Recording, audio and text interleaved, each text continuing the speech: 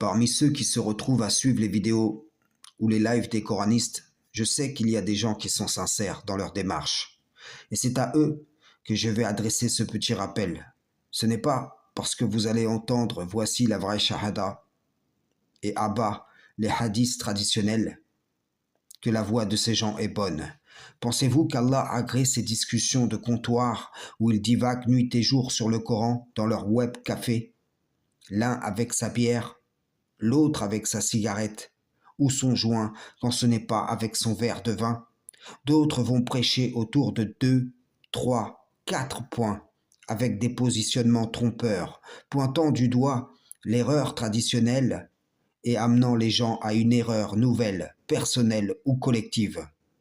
Ils se réunissent pour patauger sur les versets d'Allah, annulent la salate physique et ils disent « nous sommes en salate ».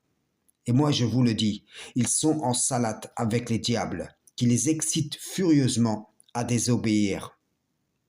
Ouvrez les yeux et comprenez que si l'un d'entre eux ouvre des lives ou fait des vidéos chaque jour ayant pour but de démontrer par exemple que la salate n'est pas physique et qu'il arrive à entraîner à sa suite 10, 15, 20, 30 personnes, l'opération est rentable pour Iblis le banni, car ceux qui ont accepté le mensonge de la part de son disciple marchent à présent à sa suite.